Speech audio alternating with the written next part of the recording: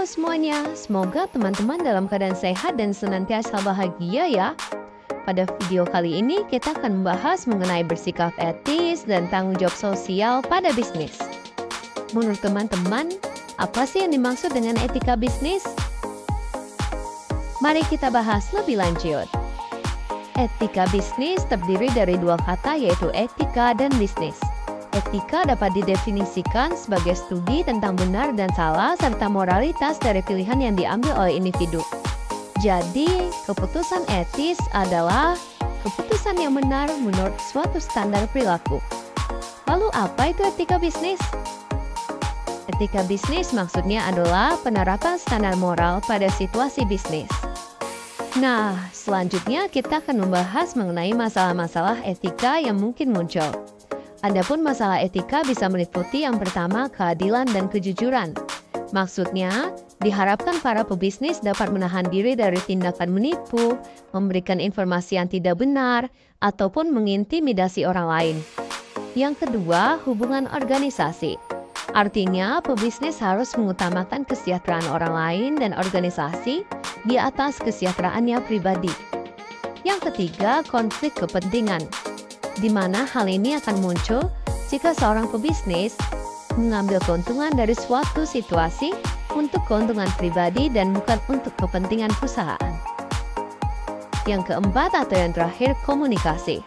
Hal ini berkaitan dengan komunikasi bisnis yang salah, menyesatkan, atau menipu di mana hal ini merupakan tindakan ilegal dan tidak etis.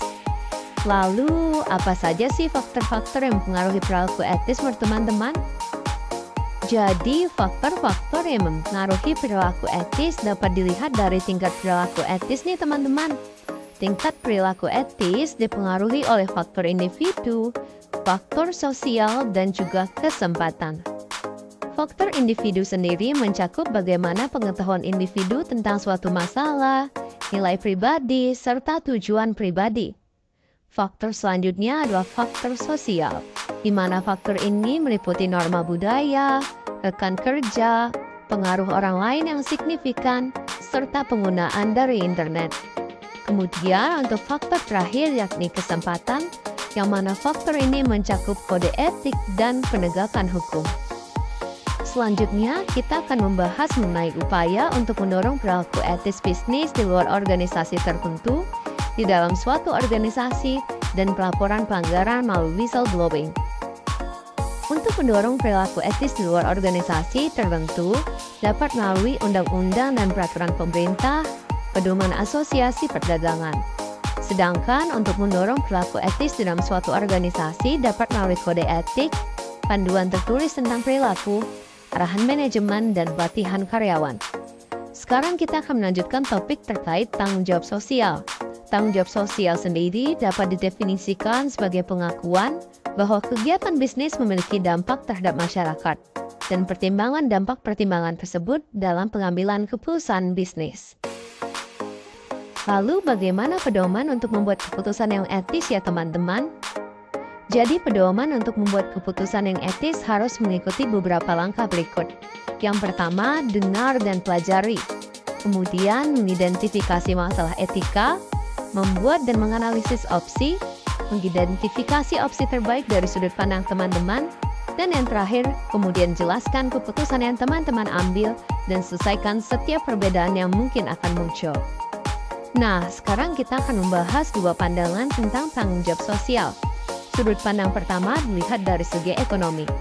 Masyarakat akan memperoleh manfaat yang paling besar ketika bisnis dibiarkan untuk memproduksi dan memasarkan produk yang menguntungkan yang dibutuhkan masyarakat.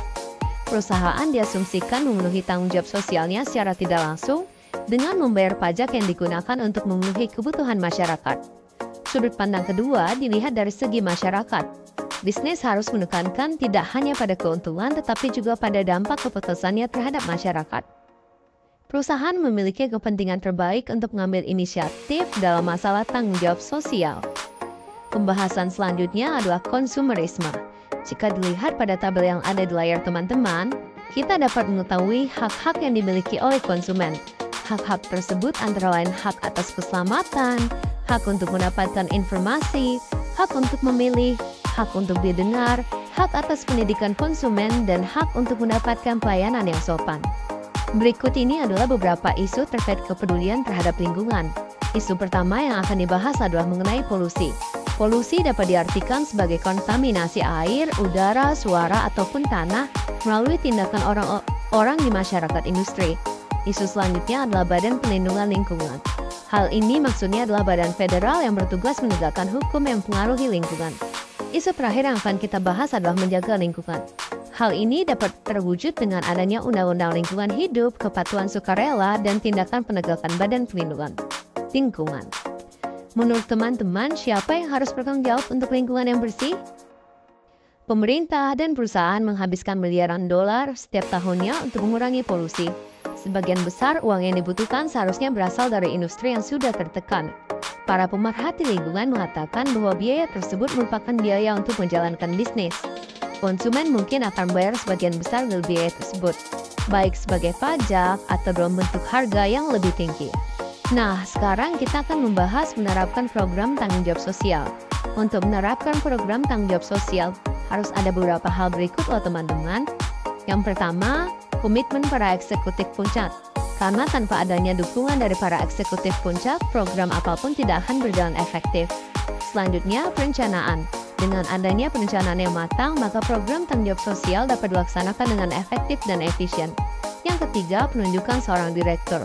Setelah rencana ditetapkan, maka seorang eksekutif tingkat atas akan ditunjuk untuk mengimplementasikan rencana organisasi tersebut. Nah, selanjutnya adalah audit sosial.